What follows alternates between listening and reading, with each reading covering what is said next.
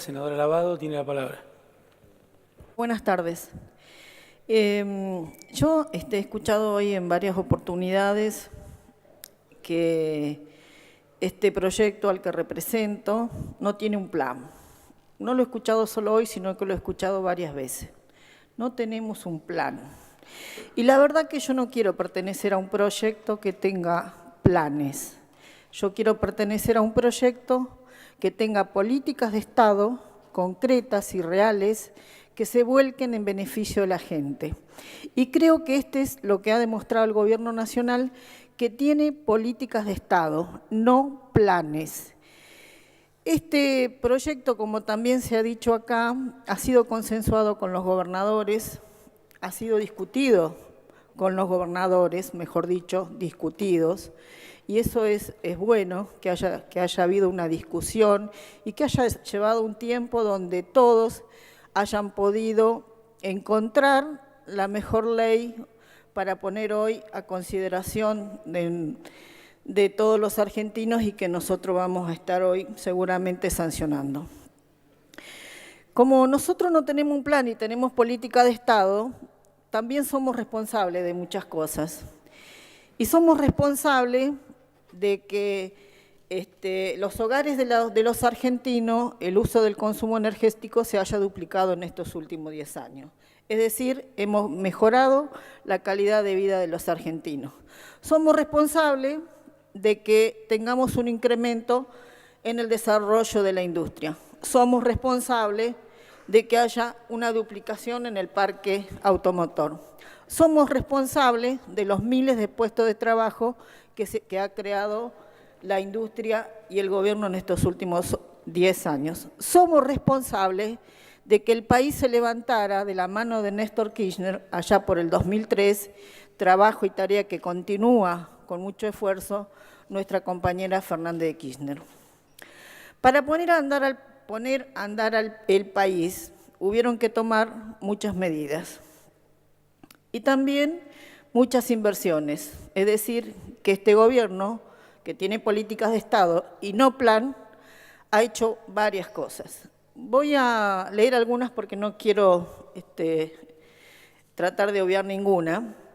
Es decir, que somos responsables de la construcción de 5.500 kilómetros de línea de alta tensión que unió el sistema eléctrico nacional y que conectó a 10 provincias de las que estaban aisladas, incluido Santa Cruz y Tierra del Fuego.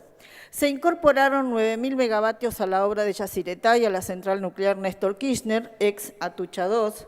Somos responsables del incremento del potencial hidroeléctrico de la represa de Río Grande en Mendoza. Somos responsables de la construcción y la puesta en marcha de la hidroeléctrica en San Juan. Somos responsables de la construcción y la puesta en marcha de los parques eólicos Arauco 1 en La Rioja y en ejecución Arauco 2. Somos responsables del desarrollo de los parques solares fotovoltaicos Cañada Honda en San Juan, de la puesta en marcha de la central biogás procedente de rellenos sanitarios en Buenos Aires. Somos responsables de la construcción hidroeléctrica Los Blancos en Mendoza, Chihuido, Neuquén, Jorge Zepernik y Néstor Kirchner en Santa Cruz, próxima a comenzar su construcción. Y somos responsables también de otras como la central en Pilar, la modernización de la central técnico en Villa Gesell, la central de Río Turbio y las miles y miles de kilómetros de gasoducto.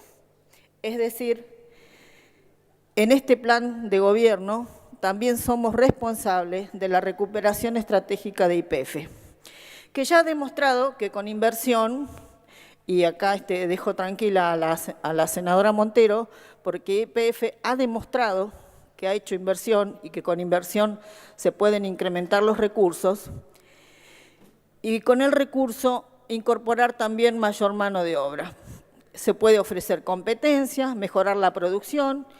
Por supuesto, yo espero mucho de YPF, pero también no espero menos de las demás operadoras que en igual condición explotan nuestros recursos.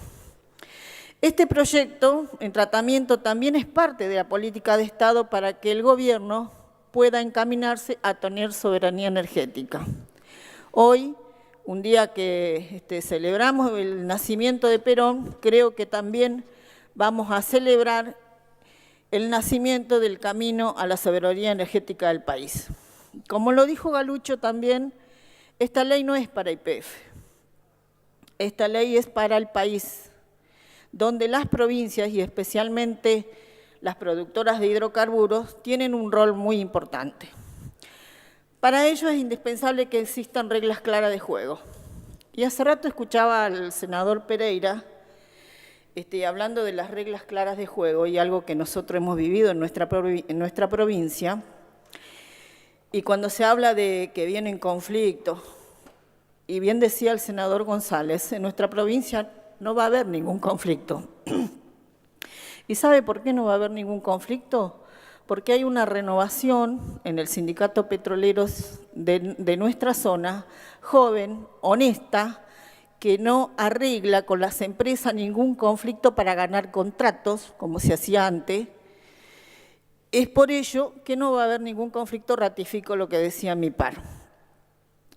Otro tema que me interesa también hablar es sobre la renta. La renta no hay que medirla solo en cuestión económica, de lo que va a ganar o va a recibir una provincia por regalías. Está perfecto y van a ganar más, pero también hay que medir la renta en una cuestión social. En cuánto vamos a obtener de esa renta económica para destinar a la salud, a la educación, a la vivienda. Creo que ese es un tema muy importante a lo que no debemos escapar y tener en cuenta que la renta no solo es económica, sino que también la renta tiene un marco social. Bueno, nada de esto se consigue si no hay políticas claras de distribución de ingresos, vuelvo a reiterar, de la renta económica, de la inversión, del rumbo de las políticas. El verdadero sentido social es ese. Esta ley es estratégica para buscar el autoabastecimiento energético. También conlleva lo más importante en esto de tener en cuenta la renta social, mejorar la vida de los argentinos y de las argentinas. En el caso de mi provincia, donde urge la inversión, por eso celebro que se acorten los plazos para la exploración, donde es necesaria y urgente la generación del empleo que nos permita revertir esa matriz económica que tiene nuestra provincia, donde todo ronda a través del Estado, y el senador Martínez conoce perfectamente lo que estoy diciendo, y que nos permita, en el caso de mi provincia, mejorar la salud, la educación, y vuelvo a reiterar, podamos reconvertir esa matriz económica tan necesaria que hoy necesita Santa Cruz. Tengo notables expectativas en la ejecución de esta ley y si gran parte de estas expectativas, estoy segura, las va a cumplir YPF, nuestra empresa, a partir de este marco legal que hoy estamos proponiendo. Muchas gracias. Gracias, senadora. Senadora Morandini tiene la palabra. Gracias, señor presidente. Tiene razón la senadora preopinante en cuanto a las responsabilidades, porque la responsabilidad primera y mayor, que es la que nos tiene aquí debatiendo, es haber perdido el autoabastecimiento. Pero yo no voy a... quiero enmarcar este debate de alguna manera como lanzó el senador informante del oficialismo al desafiarnos o preguntar qué intereses defendíamos. Y como yo no defiendo intereses, defiendo valores, no hablo de precios, no hablo de dinero, hablo de valor, y en el sistema democrático no hay otro valor que los que nos da nuestra Constitución, que tiene un corazón filosófico, jurídico, de derechos humanos, y que es lo que precisamente esta ley viola en el sentido de no garantizar derechos fundamentales, como puede ser el derecho a la consulta. Todas aquellas comunidades que van a ser afectadas no han sido consultadas, no solo no han sido consultadas, sino que son estigmatizadas y muchas de ellas perseguidas y con causas por oponerse o por pedir nada más de participar en un debate que no nos hemos dado. De modo que uno de los primeros aspectos que se viola es no garantizar la consulta consagrada por la OIT y que está en nuestra Constitución y que no es otra cosa que dar participación. Nosotros también hemos, si el corazón de los derechos humanos es el derecho a la información, todo el debate es un debate que no garantiza esa transparencia y tener la información. Desde el convenio que se hace con Chevron, con cláusulas secretas a las que no podemos acceder, eso ya nos advierte el secretismo que se mantiene en temas de la importancia que tiene, que se nos presenta todo el tiempo como el gran proyecto, que se desdice la magnitud del proyecto en el trámite exprés con el que se viene a tratar. Si me permite, yo voy a leer algunos de los 10 puntos que no se respetan los derechos humanos, en el sentido de que no se atiende la contaminación atmosférica, que es uno de los impactos mayores que tiene esto que se presenta ahora como el fracking y que se aplica desde hace mucho tiempo, pero que sin embargo recién empiezan a manifestar preocupaciones muchos de los países y los lugares donde se aplica. Y en nuestro país ni siquiera nos hemos permitido el debate, porque ahí entendemos en qué se gasta el dinero de la publicidad oficial que crece cada año, y que si uno analiza los 1.500 millones que se han gastado el año pasado y puede mirar la forma en la que se ha hecho propaganda en un sentido único de decirnos que esto nos va a salvar, que esta vaca muerta es la gran salvación del país, cancelando cualquier otra posibilidad de debate de aquellos que nos advierten los riesgos ambientales, aquellos que nos advierten lo que está pasando en otros países, y que, claro, si se confunde tanto información con propaganda, entendemos la enorme propaganda que se viene haciendo para crear una idea única de que vaca muerta es algo con la que nuestro país se va a salvar sin ningún tipo de consideración, ni siquiera escuchar ni de poner en debate a aquellos que manifiestan preocupación por los daños ambientales que ya están comprobados en más de un lugar en donde se aplica. En relación al impacto de lo que significa el uso del agua, el consumo del agua por el fracking en enormes proporciones tampoco tiene un abordaje que sea racional y mucho menos que esté de manera planificada, que es lo que se ha manifestado a lo largo de este debate. Los líquidos, es importante entender que también en el fracking no produce agua como dice la industria.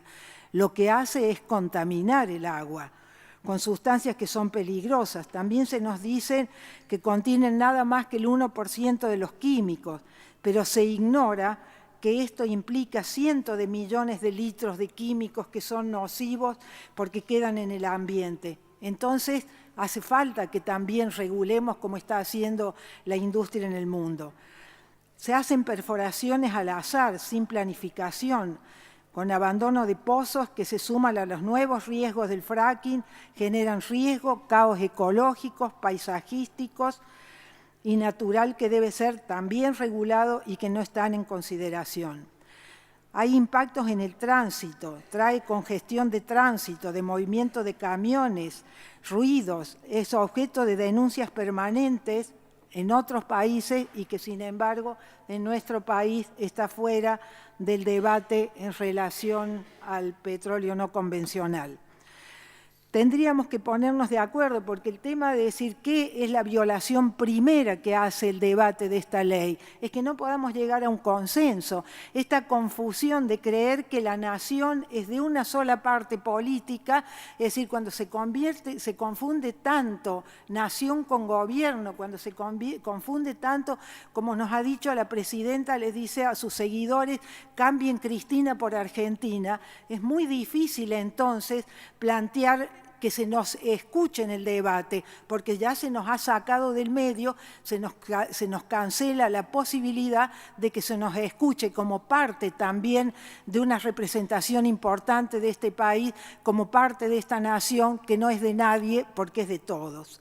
Entonces también tendríamos que considerar si no es legítimo que haya algunas regiones que son reservas naturales o que son ambientes sensibles donde se tendría que prohibir el fracking, como pasa con las comunidades indígenas. Estos debates han ignorado cualquier necesidad de zonas libres. Tampoco se ha considerado la licencia social y la consulta pública. Esto que venimos insistiendo, de que no se pueden tomar en una democracia, tomar decisiones como se ha tomado siempre el autoritarismo de arriba para abajo, sin escuchar, sin hacer participar y sin poner en la soberanía que es de los ciudadanos. Si uno, es decir, yo siento a veces, como me dice el senador Pichetto en relación al gusto por las palabras, pero las palabras no son inocentes, y si uno lee en las primeras líneas de los argumentos con el que se nos presenta este proyecto, se dice que la soberanía son las inversiones. Entonces ahí uno dice, si hay semejante error conceptual de creer que las inversiones son la soberanía, entonces todo lo que viene hacia abajo, no solo en el articulado de la ley, sino en el debate, está contaminado por ese error conceptual. La soberanía es lo que, como los ciudadanos, que son la parte de la nación, y nosotros, como representantes de esos ciudadanos, qué requisitos, qué condiciones, cómo vamos a tratar esas inversiones. Hablamos de tecnología nueva, nosotros no tenemos esa tecnología, entonces vamos a quedar nuevamente dependientes de esa tecnología que viene de afuera. Entonces se utiliza tanto hablar contra el colonialismo, y lo que uno ve es que se vuelve a reproducir un sistema del intercambio. Es decir, díganme dónde está la soberanía si quedamos de alguna manera encadenados a lo que es no solo las inversiones, y quedamos encadenados a una tecnología que nosotros no tenemos. Entonces, ¿no será que estamos cambiando de colonialismo por esta urgencia económica, como siempre se nos presenta cada vez que pedimos debates y derechos ambientales, se nos contraponen las urgencias económicas? Siempre me llama la atención también en este Senado que cuando se afecta seriamente los intereses de las provincias, jamás se invoca el federalismo, pero cuando invocamos derechos humanos, inmediatamente se invoca el federalismo. Es cierto lo que decía el senador Guinle, que tenemos 20 años de la Constitución reformada, que tenemos que construir un federalismo de concertación, pero también tenemos que finalmente cumplir con lo que nos manda la Constitución, que son los derechos primeros de participación, de escuchar los reclamos y los llamados ahora derechos de tercera generación, que son los derechos ambientales. De modo que me parece que también está fuera de este debate el que se consideren cuáles son las áreas protegidas o en riesgo. Tampoco se habla de la deforestación, que es una consecuencia que también va a traer cuando se introduzcan plataformas que tienen miles de caminos de acceso, que implica decenas de miles de hectáreas deforestadas. Necesitamos también ocuparnos. Estos son los derechos humanos, que son los derechos ambientales consagrados por nuestra Constitución, y que la urgencia del tratamiento de esta ley nos impide que tengamos un debate en serio para garantizar estos derechos. Y a mí me da mucha pena que nuestro país no esté en el debate de la agenda global, que es el calentamiento, el cambio climático. A mí me hubiera gustado también ver a nuestro país ahora en Nueva York, cuando fue la Asamblea de las Naciones Unidas, que nuestro país, como tienen los países de la región, tenga una participación activa en lo que es urgente en la agenda global, que es el cambio climático. Y tampoco en esto de decir, nosotros llegamos tarde. Entonces, como llegamos tarde, tenemos que tomar lo que los otros países ya han tirado a la basura. Entonces podríamos muy bien ver lo que hacen los fondos de garantía en Estados Unidos, que ya contemplan fondos de garantías en perpetuidad o para siempre, que sí le exigen a los inversores para asegurar que el Estado no tenga que asumir el costo de monitorear, de contener y reparar daños ambientales cuando la empresa se va o no existe más, que este es el debate que nos tendríamos que dar. Ahora, ¿cómo se puede dar un debate que se presenta con un tratamiento exprés, que se nos descalifica, que enseguida se nos pone el mote de que como si pusiéramos palos en la rueda, con una enorme confusión de lo que es la democracia? La democracia, si no hay oposición, no hay democracia. Si tenemos un parlamento de un solo color político, perdonen que lo repita hasta el hartazgo, pero es antidemocrático hasta por definición. Entonces, este debate también hay que enmarcarlo en la defensa de los derechos humanos, porque hablar de derechos humanos es hablar del sistema democrático, y el sistema democrático no se define solo por votar cada 4 años. De modo que siento mucho el que se nos presente las cosas como no son, se presentan como virtud, lo que en realidad es la mayor responsabilidad que va a tener este gobierno de haber hecho perder el autoabastecimiento energético. Y ahora ya lo sabemos claramente, a dónde va el dinero de la pauta oficial, el dinero que se utiliza para hacer propaganda. La propaganda que se ha hecho en relación al petróleo no convencional, lo que se ha hecho en relación al fracking, se ha utilizado hasta novelas, telenovelas de alta audiencia, se ha utilizado el verano para hacer simulacros de fracking, se ha utilizado muchísimo dinero para poner en el National Geographic, hacer revistas enteras donde aparecen siempre la voz científica, como que los otros no tenemos nada que ver, como una verdad única de que el fracking nos va a salvar, sin que se admita siquiera poner en duda y que se nos dé la información y que se nos permita debatir con algo que se presenta como verdad revelada y además sustentada con todo el dinero que se gasta de manera discrecional, porque no tenemos ley de acceso a la información, que es lo que garantizaría a los ciudadanos saber qué es lo que se hace en su nombre, y tampoco tenemos y conseguimos saber qué se hace con la pauta oficial, que ahora tenemos la prueba en lo que sí se hace como propaganda para mostrar a aquellos que estamos advirtiendo sobre el daño ambiental, que estamos advirtiendo, mirar lo que los países desarrollados hacen. Tenemos todo para ser un país que empieza a buscar otras energías limpias, energías renovables. Esta es la riqueza nuestra. Esto es ser progresista y no recoger de la basura lo que los países desarrollados ya van tirando por inservibles, y nosotros lo presentamos, y lo que es peor, lo presentamos como si fuera soberanía, y lo que es peor, lo presentamos como si fuesen decisiones progresistas. Esto no es progresismo, y yo creo que esta ley viene a violar seriamente los derechos humanos, los derechos a la participación, los derechos a ser escuchados y los derechos ambientales consagrados ampliamente por nuestra Constitución. Gracias, senadora. Senadora Krexel, tiene la palabra. Señor presidente, bueno, quiero adelantar mi abstención. ¿No se escucha? Ahí, ahora sí. Muchas gracias. Quiero adelantar mi abstención. La verdad que vengo asistiendo a los discursos de mis compañeros senadores.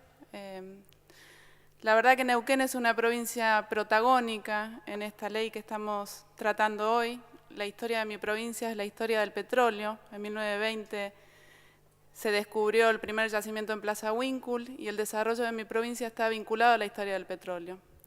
Cuando hablamos de recursos de gas y petróleo, estamos hablando de recursos naturales que son no renovables y que son estratégicos, como muchos senadores han dicho, pero que son la riqueza de mi provincia. Son la riqueza del presente de Neuquén y son la riqueza que tiene para el futuro.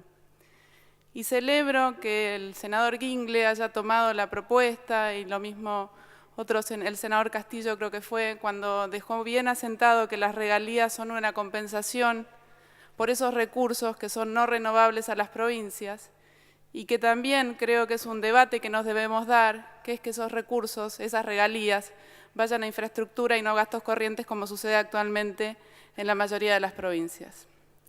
También quiero aclarar que porque justamente su naturaleza jurídica es de compensación, no son coparticipables, porque he escuchado también en muchos dirigentes políticos de provincias que no tienen el recurso del gas y el petróleo, que quieren hacer un fondo coparticipable con nuestros recursos de las provincias.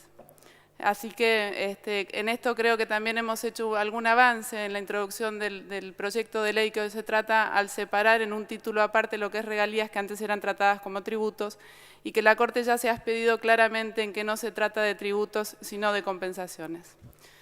Bueno, la verdad es que quiero ser breve, quiero circunscribirme al proyecto. He escuchado muchas posiciones políticas. La verdad es que la historia como decía, de Neuquén está vinculada al desarrollo del petróleo, y para mí esta ley es de enorme trascendencia. Quiero dejar también en claro que no estamos discutiendo el rol de YPF ni el rol de las empresas que llevan adelante la extracción y la exploración de petróleo. Por supuesto que necesitamos empresas, por supuesto necesitamos inversión, por supuesto necesitamos reglas claras, pero para ello necesitamos leyes que sean unívocas, leyes que sean claras, que dejen sentado que el dominio de los recursos naturales está en cabeza de las provincias, y que es el poder, que es el Estado provincial, en el caso de mi provincia, quien ejerce el poder exclusivo y de manera excluyente el poder concedente, y es la autoridad de aplicación. Estas cuestiones que voy a plantear surgen un poco de la lectura de la ley, del proyecto de ley, que lamentablemente los senadores no hemos tenido participación. La verdad es que yo siento una profunda frustración en no haber podido estar en la redacción de esta ley. Si bien el gobernador de mi provincia llevó adelante negociaciones, creo que él dentro de estas negociaciones garantizó un mínimo inderogable, si se quiere, de lo que son los intereses de nuestra provincia, pero confiaba en que los senadores y diputados pudiéramos introducir algunas cuestiones que por la manera de negociación, por los tiempos, por los apremios y las exigencias no pudieron ser tenidos en cuenta en ese momento.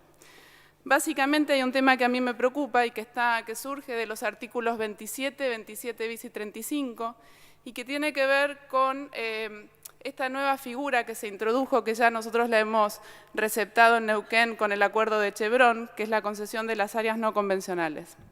Actualmente, según la ley vigente, la 17319, las concesiones se otorgan previo permiso de exploración, se licitan o se concursaban los permisos de licitación. Luego se accedía a un derecho de concesión por 35 años con una prórroga. Hoy lo que ocurre con esta reforma que se introduce es que, bueno, cuando terminaba la prórroga, las áreas revertían al Estado. Quiere decir que las áreas eran devueltas al Estado y el Estado podía nuevamente ejercer el poder concedente a través de nuevos concursos o licitaciones. Lo que ocurre hoy con esta introducción es que a partir de la necesidad de otorgar concesiones no convencionales, que por sus características de inversión requieren más años, se ha introducido la figura de la concesión no convencional. Pero además se ha permitido o se permite la posibilidad de obtener prórrogas sucesivas. Es decir, que ya las áreas no vuelven o no revierten al Estado, sino que mientras que las empresas cumplan con algunos requisitos que están vagamente definidos, podrán quedarse sentados en las áreas indefinidamente. Y el Estado, para recuperar sus áreas, tendrá que justificar que las empresas no han cumplido con alguno de los requisitos. Estamos hablando de recursos estratégicos, naturales y no renovables, que no es un tema menor. Por eso quiero dejar en claro que no es una posición en contra de las empresas o es una posición que a nosotros que creo que tenemos que separar y que tenemos que realmente valorizar cuál es justamente la riqueza que nosotros tenemos con este recurso no renovable. Esto surge del artículo 27 cuando dice que a los permisionarios y o concesionarios les asiste un derecho de poder obtener las prórrogas y las concesiones, cuando en realidad son los que podrán solicitar al Estado, quien es el encargado de conceder esas concesiones y esas prórrogas. Esta fue una de las cosas que observamos y no las quisieron cambiar. Y es una de las cosas que a mí me preocupa, porque algún que otro funcionario que trabajó en esta ley me dijo, bueno, es lo mismo, tendrán derecho, podrán. Para mí no es lo mismo, la verdad que no es un detalle menor frente a una situación que nosotros sabemos lo valioso que es el recurso del gas y del petróleo, justamente para revertir esta situación de déficit energético y lo que significa en las arcas del Estado provincial en el caso de mi provincia. Así que bueno, el artículo 27 tiene una redacción muy enredada, podrían haber mejorado la técnica legislativa, habla de las nuevas formas de adquirir las concesiones no convencionales a través de la unificación y la subdivisión de las áreas. Luego tendrán, por estos mecanismos, podrán adquirir estas áreas por 35 años a partir de que presenten un programa de inversión, pero además podrán seguir haciendo explotaciones complementarias de convencional, o sea que se les tiran también los plazos para lo que es la explotación convencional, con un proyecto de inversión que no está definido cuáles son los requisitos que deben estar establecidos. Y luego de eso podrán solicitar prórrogas indeterminadas, así lo dice el artículo 35, dice prórrogas, es decir, que podrán tal vez pedir las prórrogas todas juntas y no una por vez. Tampoco está establecido cuándo pueden pedir las prórrogas. Dice que no las pueden pedir un año antes de la finalización de la concesión, pero no pone un tiempo máximo. Es decir, que quien recibe una concesión, al año siguiente ya puede negociar las prórrogas y tendrá tal vez 35 más 10, más 10, más 10 años, cosa de tener muy claro el panorama para adelante. Dentro de los artículos también que tenemos para observar, bueno, es el 35 que recién resalté, del tema que las prórrogas, que aparte tiene que quedar muy claro que quien ejerce la prórroga es, quien ejerce la facultad de otorgar la prórroga es el Estado. En mi caso, el Estado provincial es la autoridad de aplicación y, como decía y resaltaba, tiene el poder exclusivo y excluyente de otorgar, de conceder y de hacer valer justamente el interés público por sobre cualquier otro interés en beneficio justamente del bien común y de los ciudadanos. Esto no surge claramente del artículo.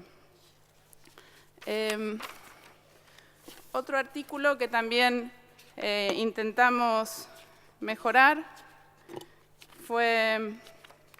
Bueno, quería decirle que con estos dos mecanismos que hoy de la unificación y la subdivisión que permite que las empresas obtengan las concesiones no convencionales, hoy tenemos una empresa que controla 16.000 kilómetros de los 30.000 de Vaca Muerta. Esa empresa con estos mecanismos podrá quedarse de acá a que se agote el recurso, sin que esas áreas reviertan al Estado. ¿Qué implicaba que las áreas revertían al Estado? Que el Estado podía mejorar mejores condiciones tal vez para la nueva concesión. De esta manera veremos de qué se tratan estos planes o proyectos de inversión. Y hoy, que muy bien decía la senadora Montero, esta ley cristaliza cómo está actualmente el mapa de concesiones en mi provincia. No permite el ingreso de nuevos actores si no es por asociación con las empresas que ya están concesionadas, que tienen las concesiones en Vaca Muerta, en Los Molles, en todos los yacimientos que tenemos en Neuquén. Es decir, que si buscaban la competitividad, bueno, por este lado creo que no va a estar dado. Bueno, un artículo también que hemos intentado mejorar fue el 58, el 57 y el 58, que habla de los bonos de prórroga y bonos de exploración. Estos fueron incorporados ahora justamente con los artículos de la concesión no convencional. Los gobernadores habían establecido una cláusula de actualización para esos bonos que fue removida creo que del dictamen, que ha quedado fijado en pesos. Creo que hubiese sido prudente establecer alguna unidad de medida que permitiera actualizar esos bonos. Lo mismo el 58, que se aumentó el valor pero en pesos y muy poco sustancial. El artículo 59 de las regalías, que pone un techo del 18%, 12 más 3 más 3. Yo me pregunto qué pasa si nosotros, con estas perspectivas que nos dicen que va a tener Vaca Muerta, dentro de unos años tenemos una explotación de gas y petróleo excepcional y nosotros las provincias tenemos un techo para recaudar regalías, compensaciones de esos recursos no renovables que nos extraen. Lo mismo si aumenta el barril de petróleo. ¿Por qué tenemos que tener un techo que nos condicione en justamente obtener las riquezas de nuestro suelo, o de nuestro subsuelo sería en este caso. Por último, el 91 bis, que es un artículo que creo que invade la esfera provincial. Se ha hablado mucho en este recinto si compete o no al Congreso Nacional sancionar una ley federal. Muchos la enmarcan dentro de lo que es el 75 inciso 12, como dentro de lo que es el Código de Minería. La verdad es que es ambigua hoy, o por lo menos tenemos posturas que sustentan tanto que es una materia delegada como una materia no delegada. Pero sí hay algo que está claro, es que no pueden intrometerse en la autonomía de las provincias. Nosotros no podemos legislar por sobre la autonomía de las provincias. Y yo creo que en lo que hace a la reserva de áreas, que colisiona directamente con nuestra Constitución provincial y con nuestra ley provincial de hidrocarburos, el otro día lo preguntaba a los gobernadores que asistieron a la comisión, ¿qué ley iban a aplicar cuando un gobernador quiera reservar áreas para sí y tenga una ley federal que establece que no podrán reservarse áreas? Entonces, me parece que estas cuestiones que sin duda yo fui promotora de una reforma de la ley de hidrocarburos, creo en el desarrollo del país, creo en la inversión, creo que tenemos la posibilidad de lograr el autoabastecimiento, pero justamente porque creo todo eso, también hubiese celebrado que nos diéramos el tiempo para sancionar una ley realmente estudiada, consensuada, unívoca, y que no tuviera colisión con los derechos locales. El tiempo lo teníamos la voluntad, los senadores, creo que de las provincias petroleras nos hemos quedado todos con ganas de poder redactar esta ley, y que sin dudas creo que hubiese sido mucho más rica en su contenido y mucho más armónica que lo que ha quedado hoy. Por último, quiero salvar la posición del gobernador de mi provincia, insisto, que ha negociado hasta todo lo que pudo resguardando los intereses del Neuquén, y dejar este mensaje que nosotros teníamos intención de contribuir a mejorar una ley que creemos que es necesaria. Cierro con lo mismo que empecé, es la riqueza del Neuquén la que hoy estamos tratando. Para mí es de suma trascendencia que nosotros podamos justamente tener un uso racional y sustentable de este recurso, porque es el recurso que tiene el Neuquén para el futuro también. Así que, bueno, dejo sentada mi abstención y, bueno, muchas gracias. Gracias, senadora. Senador Rosas, tiene el uso.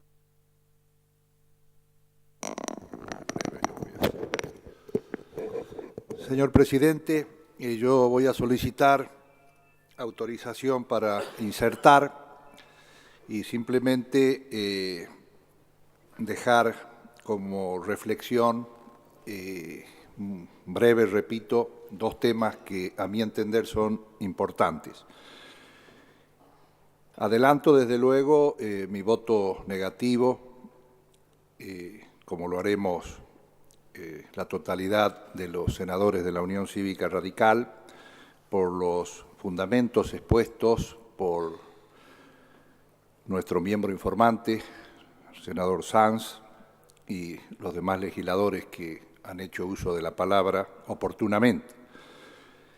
Y hemos propuesto como despacho en minoría un proyecto de ley fijando una política estratégica para el desarrollo integral de la Argentina, que creo que es lo que este país hoy necesita. Pero quería remarcar dos cosas muy breves, como dije anteriormente. En primer lugar, nosotros los senadores estamos aquí sentados en nuestras bancas en representación de nuestras provincias. Yo represento, como los demás legisladores, dos legisladores más, representamos a la provincia del Chaco. Y en ese carácter, como representante de mi provincia, quiero que quede constancia en este Senado que nuestra provincia, que no es productora ni de petróleo ni de gas, pero tiene recursos potencialmente explorables y explotables tanto en petróleo como en gas, no han sido convocados a ningún tipo de reunión ni para firmar ningún tipo de acuerdo.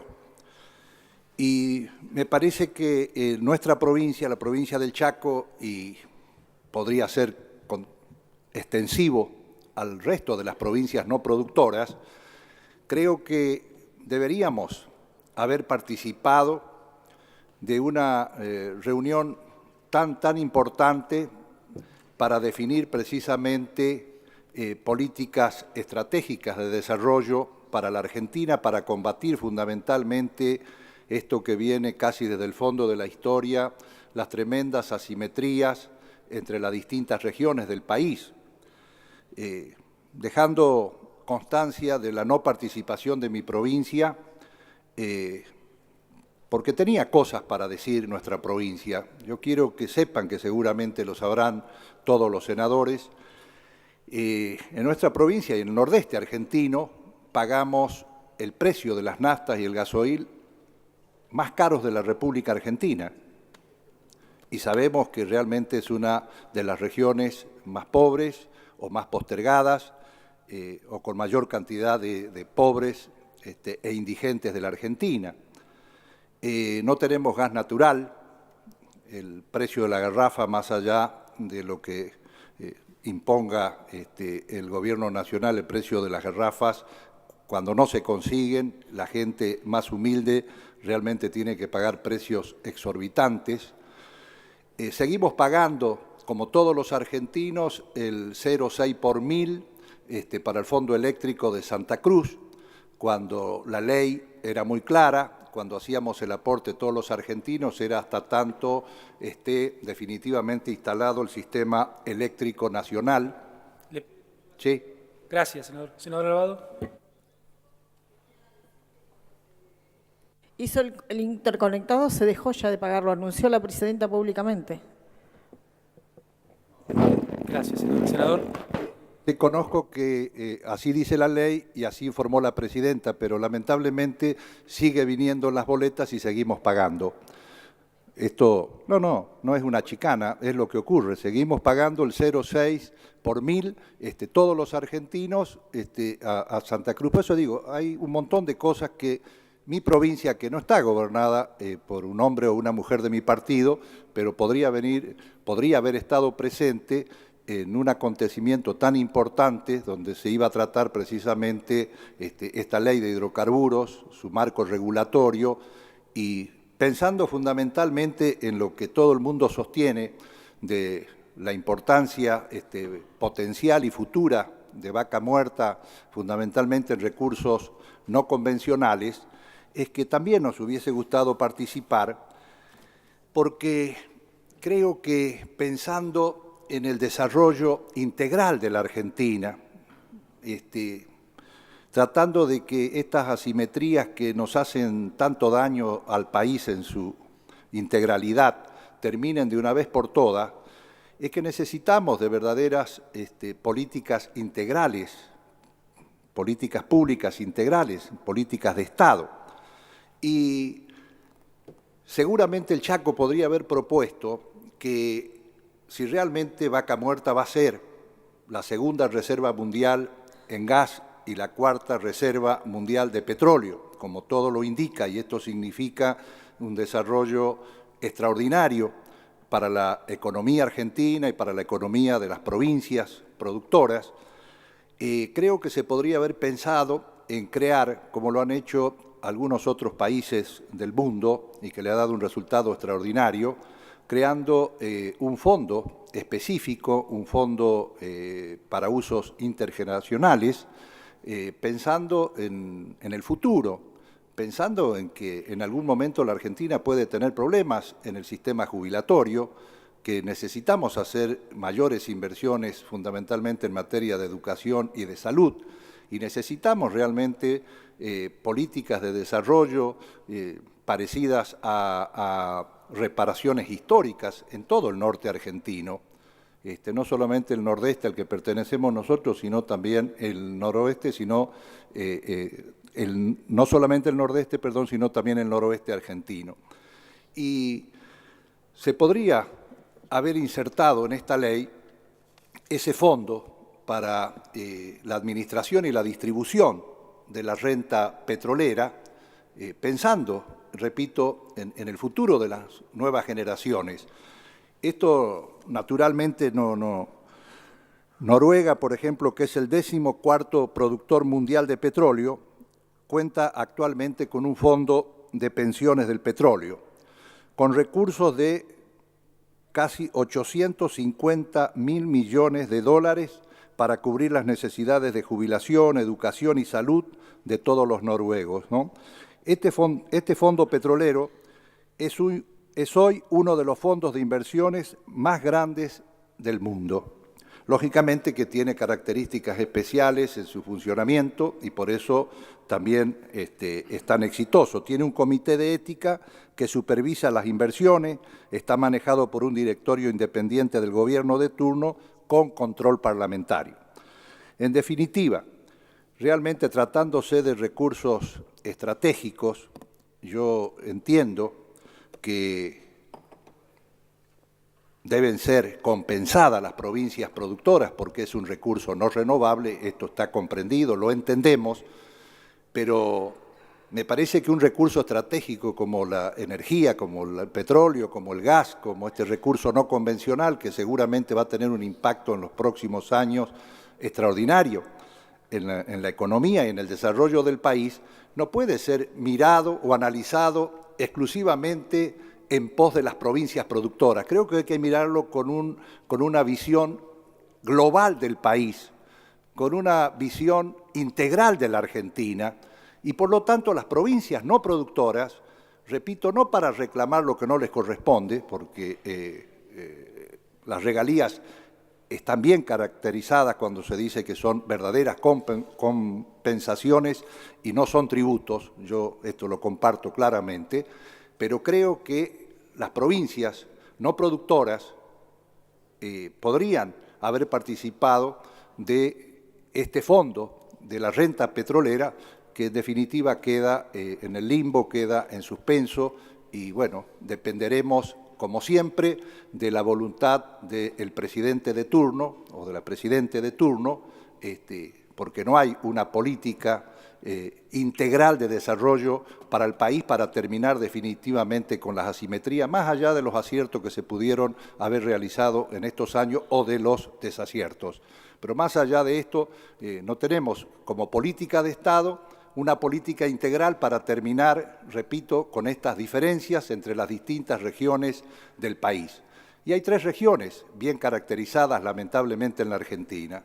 El centro del país, el centro rico, productivo, el sur con petróleo, con gas, con turismo, que en estos últimos 20 o 30 años ha tenido un desarrollo en ese sentido muy importante, y después está el norte argentino, bueno, que representa la otra cara de la Argentina.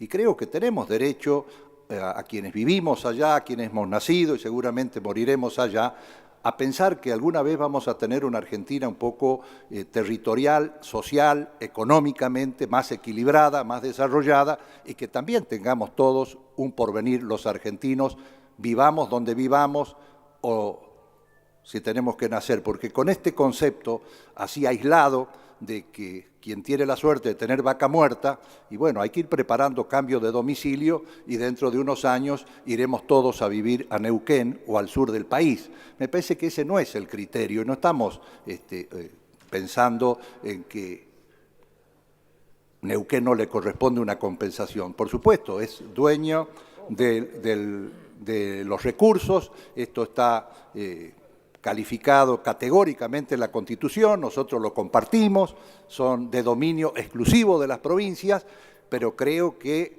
más allá de esas compensaciones lógicas por ser recursos no renovables, tiene que haber de la renta petrolera una visión general de la Argentina que podría haber servido este proyecto de ley para incorporar también este tema. Es todo, presidente. Muchas gracias, senador Rosas. Senador Urtubey tiene la palabra. señor presidente. No me propongo hacer un análisis exhaustivo, jurídico, técnico de la ley. Ya lo han hecho muchos colegas, compañeros de bancada, y seguramente lo harán los que vengan también para cerrar la posición del Frente para la Victoria. Yo quiero simplemente transmitir un estado de ánimo. La verdad no comparto el pesimismo y la desesperanza que se advierte en muchos de los discursos que se han escuchado en este debate. Discursos que se agotan en señalar fracasos y predecir la madre de todos los males y de todas las desgracias sobre el pueblo argentino, pero del futuro nada de nada, ningún mensaje optimista para la Argentina. Tenemos conciencia de las dificultades y los desafíos que enfrenta la Argentina, muchos de ellos señalados muy bien por la senadora Lavado a través de una paradoja. Muchas de estas dificultades y estos desafíos se producen precisamente porque la Argentina ha crecido en su actividad industrial y ha crecido en el consumo y ha crecido también en hábitos de vida que tienen que ver con el uso de tecnologías que no eran comunes hace decenas de años. Esta conjunción de crecimiento económico, de crecimiento de consumo, de la resurrección industrial ha generado quizás una demanda energética que obviamente no ha podido cubrir la Argentina, por más que ha crecido su parque energético sustancialmente y ha debido tener esta situación de importación de combustible y consumo de divisas que no es aconsejable para ninguna balanza de pagos. Pero estas dificultades y estos desafíos, señor presidente, no nos impiden tener una profunda fe en el futuro promisorio de la Argentina en materia energética. Francamente, por eso he hablado de un estado de ánimo, yo me quedo con el optimismo desbordante quizás del presidente de YPF y todo su equipo en que es posible concretar el sueño del autoabastecimiento en la Argentina. Prefiero quedarme con la convicción y lucidez de todos los gobernadores que pusieron acá en el plenario de comisiones, no importa a qué fuerza política pertenezcan. Todos ellos han exhibido una gran fe y una gran esperanza de que estas nuevas formas de obtención de petróleo y de gas, con estas nuevas tecnologías, traigan prosperidad para sus provincias. Algunos conceptos breves sobre la ley. Primero aclarar un tema. Esta ley es una reforma, es una adaptación de una ley existente y es verdad que no es una ley integral. Y yo creo, contra todo lo que se ha dicho en este recinto, creo que eso es una virtud y no un defecto. Y creo que hace a la estabilidad normativa, hace a la previsibilidad, hace a la continuidad jurídica de un Estado de Derecho que las normas se modifiquen por evolución normativa y no mediante la destrucción del orden legal existente hasta el momento. Es más, me parece que hasta puedo coincidir con la oposición que no estaban dadas las condiciones para una reforma integral y que otro hubiera sido la metodología. Acá lo que se trataba era de adaptar, mejorar e incorporar hipótesis de tecnologías de producción que no estaban contempladas en la ley. Y, por otra parte, tampoco es cierto que sea una ley para los próximos 50 años. Yo creo que hoy en el mundo, por la evolución de las sociedades y por la evolución vertiginosa de los instrumentos al servicio del hombre, sobre todo las tecnologías, no hay ninguna norma que resista 50 años, ni siquiera una constitución de un Estado. Me parece que ni una constitución, ni mucho menos, ni un código de fondo, y mucho menos una ley de estas características. De manera tal que esta ley puede modificarse cuando existan circunstancias que sobrevengan a esta ley y que hagan necesaria su modificación. Y tenemos que estar abiertos a esa posibilidad. Me parece que sería nefasto, así como han pasado tantos años con la vieja ley de Onganía, pretender que esta ley tuviera una vigencia más allá del tiempo y más allá del espacio. En segundo lugar, creo que una evolución de esta norma es bueno también porque hay muchísimas situaciones de contratos vigentes. Y creo que una reforma integral que hiciera un zafarrancho jurídico sobre una cantidad de derechos adquiridos y de contratos existentes sería un verdadero zafarrancho y además eso sí sería un avance absolutamente inconstitucional sobre las competencias de las provincias, que son las que precisamente han negociado estos contratos vigentes. Segundo tema, igualdad de trato a los inversores. También es para nosotros, tiene otro costado, hablo de Salta, una provincia que si bien tiene gas y petróleo, el costo de la obtención y de la explotación de esos recursos es sustancialmente más costoso que otras provincias argentinas. Muchísimo más costoso, y en una relación 5:1, 6:1 de costo. Bien, por eso es que Salta no puede, digamos, celebra este tope en las regalías porque realmente estaba en una situación de absoluta desigualdad en materia de elección de inversores frente a otras provincias que sí tienen mayores riquezas y muchos menores costos de explotación y que pueden generar quizás situaciones o contratos, digamos, donde haya retribuciones en materia de regalías mucho mayores que Salta. Salta está justamente en las que va a tener que negociar contratos quizás por abajo del 12%, por circunstancias que hacen a la dificultad y al costo de la explotación.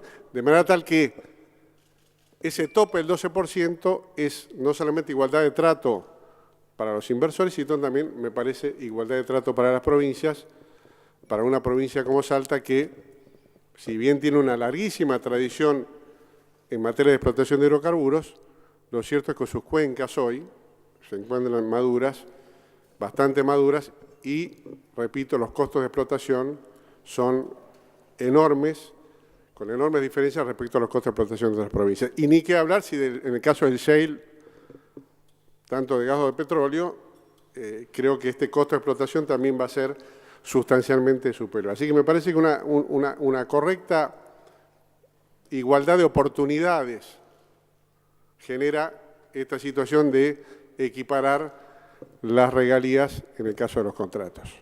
Finalmente, quiero no coincidir con muchas versiones que se han dado respecto a la autoridad de aplicación. La autoridad de aplicación en materia de prórroga de contratos creo que no sufre ninguna mengua. No es cierto que las provincias perdamos jurisdicción o competencia o potencia en materia de renegociación. Creo que, es más, la posibilidad de dar prórrogas